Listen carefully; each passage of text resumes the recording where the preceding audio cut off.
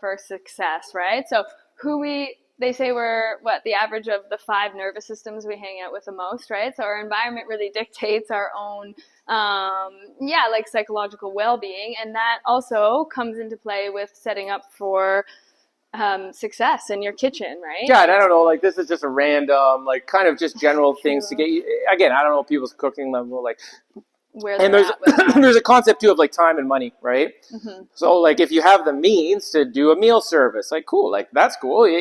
Again, you're going to use time, you're going to use money, right? Either way, so you're going to use one of them. if you got like Uber Eats and you can make healthy choices, but that comes back to learning how to read labels, But like, cool, you do that, right? You can pay for healthy food, 100%. Yeah.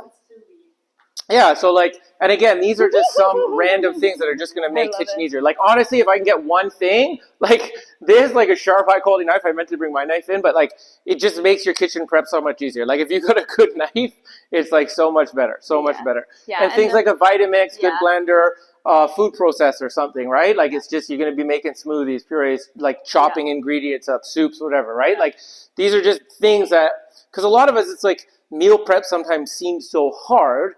But it's like, you know, if you try to build a house and all you have is like a hammer, like it's going to fucking take you forever, right? So it's just like having the right tools make things so much easier. Like sous vide is just like a water bath, right? But if you can buy like something for $80. It sounds like, whoa, it's so crazy. You just like put a bunch of chicken or burgers, beef, whatever, in like you can get like a freezer Ziploc bag and you just put it in a big pot with water and you just stick this thing in there and it just heats it to a consistent temperature. You go about and it sounds like, whoa, crazy. Home. It's like honestly super easy. It's like they do it in like fancy places, but like it's fucking so easy. Yeah. And then it just takes very little active time because you wrap it, you can put spices in a bag, boom, and then you just set it there for a couple hours. It's hands off. Right? It takes like literally 5 minutes. So if we're looking at time efficiency meal prep stuff, things like that, super easy. Then making sure you've got your Tupperware, right? Like if you're doing your meal prep, it's just like glass, plastic, whatever. Like put it all in there and then, you know, you can get little ones, you bake your meals for the day to go. I mean, this right? is like... Spices, herbs, if we're saying massive. Like Susan was like, you know, how can I make different meals, right? This is just a way to add variety so you can make up your protein, make your thing. And then you just alter it. I meant to put like a nice good pan, right? Like a cast iron pan or a stainless steel pan. Something you can do from the stove to the oven. Add versatility, right? It's just ideas. Putting everything bagel mix on eggs. Yeah, that's clearly what Aaron likes to do. I do like weird things. But like it's also just like ways that you can like we could become stagnant with our meal choices and with our meal prep. And I think just like having some good stuff in our kitchen that can make things just a little bit easier. Making your own mayo, super simple to do with a good blender or a good food processor. That's a way that you can control what goes into it. You know the type of oil that you're eating. And then you can make those sauces up in however way you want to make them, right? So it's just like really... Just little things, just get you thinking. It's just a little touch point on it, but... No, we're going to talk about it in a second. So... when it comes back to figuring out the right diet is a noun, right? Not a verb. But if we think about that diet, what is the right diet for you?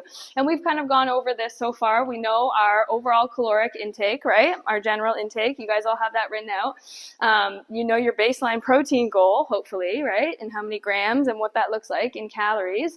Then you fill in the rest, right? With the appropriate carbs or fats based on what makes you feel good, right? And then... this is our favorite topic that we haven't touched on yet, but we like to incorporate or encourage you guys to incorporate 1 to 3 fun foods or YOLO foods. YOLO, you only live once. Yeah, YOLO foods because like we do only live once. No, but we do want to like offer ourselves the chance to have things that are kind of maybe a little bit more calorically dense. Like that's totally fine, right?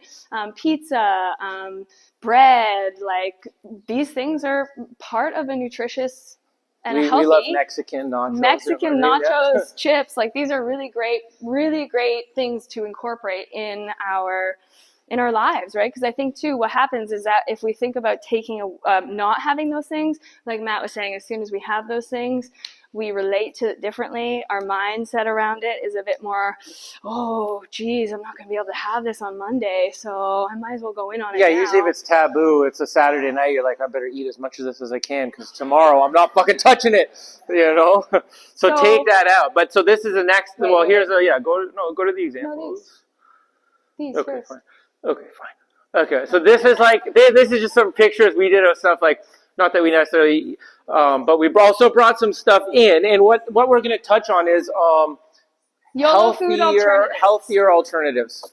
Okay, that you can still sometimes like honestly, I'll have some of these in the week. Like I love ice cream. I'm not a super big dessert guy, but I love ice cream. So sometimes what we'll do in the week, like I go to get this Halo Top. Okay, so it's just a high protein ice cream.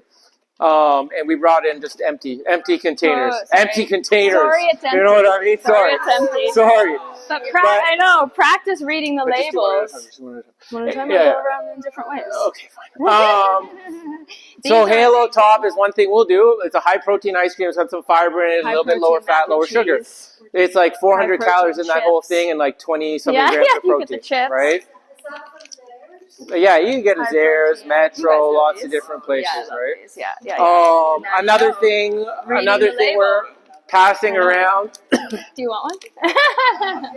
Where's the food all at once? And another thing we're passing around is some noodles. Okay, so it's high protein, high fiber mac and cheese. Right, you got to order them online, but like I fucking love them. And I probably have a pack every day. But like straight up. But I love them. They're really good. High protein. Again, so it's like this is just ways to figure out like, okay, cool. Like how can I get more food that I honestly really like that's a little bit healthier? Quest chips. They're expensive. But like they taste kind of like nachos, honestly. And they're 18 grams of protein, 150 calories, right? So this is where, again, it's like time, money. But if you can afford this kind of stuff, like it's not that expensive, and it's like once in a while, right? You can make stuff yourself, but pass it around. These are just some ideas of things that we do to substitute foods we really like. Susan, yes.